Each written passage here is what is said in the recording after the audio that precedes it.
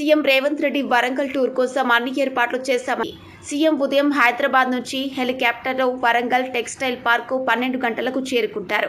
Warangal textile park సందర్శించి కొత్త textile కంపెనీల స్థాపన, టెక్స్టైల్ పార్కు పరిధిలోని ఉపాధి కల్పన మరియు ఉపాధి కోసం ప్రభుత్వ పరంగా చేపట్టవలసిన అంశాలపై సీఎం పరిశీలిస్తారని తెలిపారు. అక్కడ నుంచి వరంగల్ సెంట్రల్ జైలు కూల్చి ఆ స్థలంలో నిర్మిస్తున్న హాస్పిటల్ నిర్మాణ పనులను సీఎం పరిశీలిస్తారు. అనంతరం హన్మకొండ కలెక్టరేట్కు చేరుకుని వన మహోత్సవ కార్యక్రమాన్ని ప్రారంభించి ప్రజాప్రతినిధులు, అధికారులతో రివ్యూ చేపడతారని వెల్లడించారు.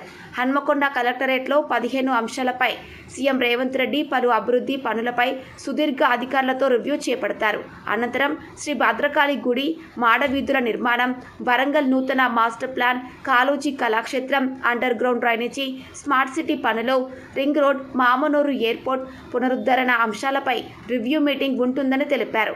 ఎన్నికల కోడ్ ఎఫెక్ట్ వల్ల 2 నెలలు పనులు చేయలేకపోయామని, ఇప్పటికే నయీం నగర్ నాలా పనులు, బ్రిడ్జ్ నిర్మాణ పనులు వేగంగా జరుగుతున్నాయని చెప్పారు. గ్రేటర్ వరంగల్లో పెండింగ్ పనులను స్పీడ్గా పూర్తి చేసేందుకు సీఎం రివ్యూ ఉపయోగపడుతుంది.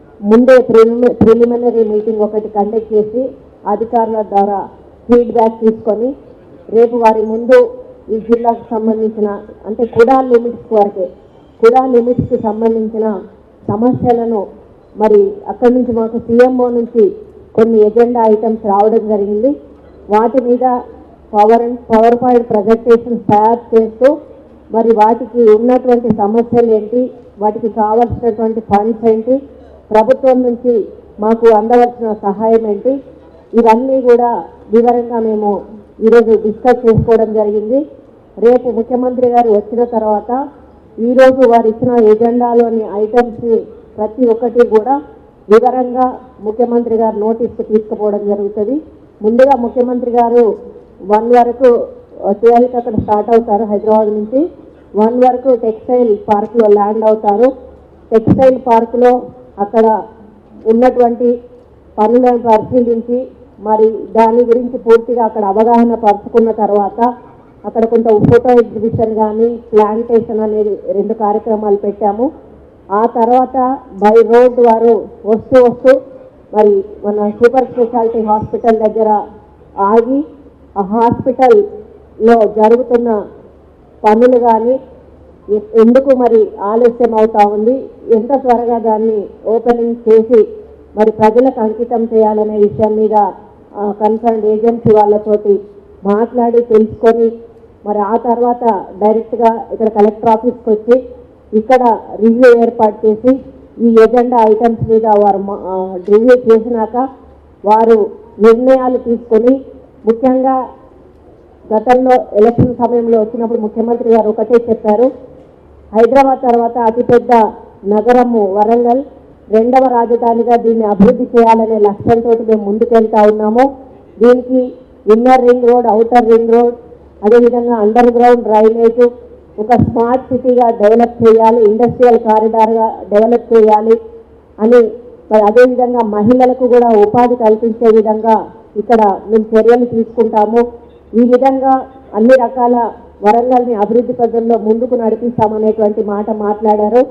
దీనికి లింక్గా ఉన్నటువంటి జిల్లాలు ఇటు ఖమ్మం కానీ ఇటు కరీంనగర్ సైడ్ కూడా వారు డెవలప్మెంట్ చేయాలనేటువంటి ఒక మంచి ఆలోచనతోటి ముఖ్యమంత్రి గారు ఉన్నారు. ఫస్ట్ టెక్స్టైల్ పార్కు నిర్మాణము, దాంట్లో ఫోటో ఎగ్జిబిషన్, ఆ లోకల్ ఇన్స్పెక్షన్ ప్లస్ ప్లాంటేషన్, ఈ 3 కూడా చేయడం జరుగుతుంది. అక్కడి నుంచి బై రోడ్డు మన హాస్పిటల్ విజిట్ చేయడం జరుగుతుంది.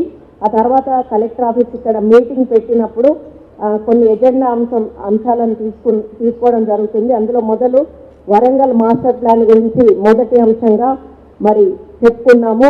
దాన్ని గతంలో ఒకసారి మాస్టర్ ప్లాన్ చేసి పంపించారు, కానీ అందులో డీవియేషన్స్ చాలా ఉన్నాయి. వాళ్ళకు అనుగుణంగా వాళ్ళ రోడ్స్ పోకుండా, వాళ్ళ జాగాలు పోకుండా, వాళ్ళ ఇల్లు పోకుండా వాళ్ళు మాస్టర్ ప్లాన్ ప్రిపేర్ చేసి పంపించారు. కాబట్టి దానివల్ల అందం పోతుంది, పట్టణ అందం పోతుంది, ప్లస్ అది ఒక స్వార్థపూరితమైనటువంటి మాస్టర్ ప్లాన్గా ఈరోజు మాకు పవర్ పాయింట్ ప్రజెంటేషన్లో తెలిసింది. కాబట్టి అది ముఖ్యమంత్రి గారి దృష్టికి తీసుకెళ్ళి మళ్ళీ కొత్త ఏజెన్సీని టెండర్ ప్రాసెస్లో పిలిచి మళ్ళీ కొత్త వాళ్ళను నియమించి ఒక 3 months టైం బౌండ్ ప్రోగ్రామ్ ఇచ్చి కొత్త మాస్టర్ ప్లాన్ తీసుకొని దాన్ని కంటిన్యూ చేస్తే బాగుంటుంది అనేది మేము అభిప్రాయం, మా అందరం కూడా అభిప్రాయం వ్యక్తపరచడం జరిగింది. అది ముఖ్యమంత్రి వారి నిర్ణయానికి వదిలేయడం జరుగుతుంది. అది ఈరోజు మేము చేసిన డిస్కషన్లో అదొక కార్యక్రమం. ఇంకొకటి స్మార్ట్ సిటీ ప్రాజెక్ట్స్ గురించి కూడా ఇప్పటికీ జూలై వరకు మనం స్మార్ట్ సిటీ పనులు మొదలు పెట్టాలి. అయితే కొంత మన పోయిన గవర్నమెంట్ మ్యాచింగ్ ఫండ్స్ విడుదల చేయలేదు స్మార్ట్ సిటీకి గవర్నమెంట్ తరఫున, స్టేట్ గవర్నమెంట్ తరఫున. దానివల్ల స్మార్ట్ సిటీ ఫండ్స్ పనులు కూడా ప్రారంభించలేకపోయాము. రేపు ముఖ్యమంత్రి గారు వస్తున్న సందర్భంలో ఇప్పుడు కూడా మేము అధికారులతో మాట్లాడతాము. 99% రేపు ఆయన వచ్చేలోపే ఆ మ్యాచింగ్ గ్రాంట్ కూడా విడుదల చేస్తే మేము ఆన్గోయింగ్ అంటే వర్క్ స్టార్ట్ చేసి యూటిలైజేషన్ సర్టిఫికేట్స్ ఇస్తే అప్పుడు సెంట్రల్ నుంచి మళ్ళీ ఫర్దర్గా మనకు ఫండ్స్ వచ్చేటువంటి అవకాశం ఉంటుంది.